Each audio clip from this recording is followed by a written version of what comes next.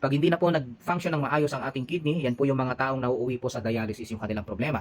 Disclaimer muna tayo, this video is for educational purposes only and is not intended as medical advice. Kapag madalas mong sumusumpong yung mga sintomas, ay magpa-check up na kayo agad sa inyong doktor. Ganito po ang itsura ng ating kidney. Ayan, kabilaan po yan. At ito pong dalawang pinakatubo, pababa, ayan po yung tinatawag nating ureter. Yan po yung daluyan ng ihi galing sa kidney. At ito naman parang imbudo, yan po yung urethra or yan po yung bladder, no? Pantog, urethra, yan po yung daanan pagka lalabas na yung ihi natin. Okay? Pag pinalaki nyo yung kidney natin, ganito po ang itsura. At kapag merong kidney stone sa loob, ganyan po, no, ang illustration. Alright?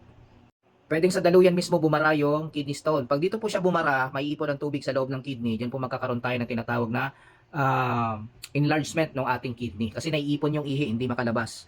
Pwedeng siyang bumara doon sa urethra mismo, doon sa mismong daluyan palabas ng pag-ihi. Kaya sa pantog naman siya maiipon, katulad ng sinabi nung nag-comment.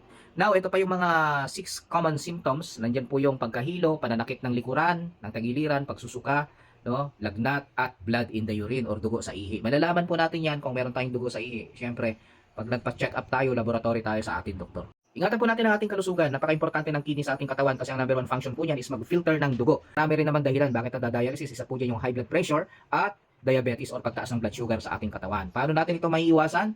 Dapat po umiwas tayo sa mga pagkain maalat, preservative na mga pagkain na matatamis. Bukod pa doon, mga pagkain na nagpapataas ng uric acid, mataas ang purine. At uminom ng sapat na dami ng tubig, beer tsaka soft drinks, iwasan niyo po yan. Mag-exercise kayo regularly. And of course, para lumakas ang ating immune system, mag-supplement tayo. Alam niyo ba kung bakit maganda ang Salveo barley grass? Dahil ito po ay organic at natural. Kaya nakakatulong ito sa ating katawan para tayo po ay maging malusog, palakasin ang ating immune system. This is a highly alkaline food supplement. Actually, classified po siya as superfood. So hindi lamang po ito alkaline, marami po itong mga vitamins, nutrients, and minerals na kailangan ng katawan natin para tayo ay manatiling malusog. Kaya ugaliin yung uminom ng barley grass. Basta barley grass, dapat Salveo. Ito po iniinom ng 3 times a day, no? Umaga, tanghali, gabi, pwede sa sanggol, bata, patanda, no? Wala pong restriction ng edad.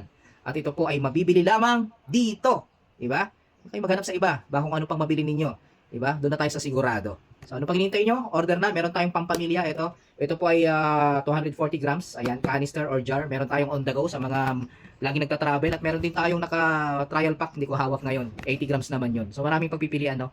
Tingnan nyo na lang dyan sa link natin kung magkano at meron tayong COD nationwide. Siyempre, iinom tayo para makita nyo na talagang tinitake natin yung ating barley.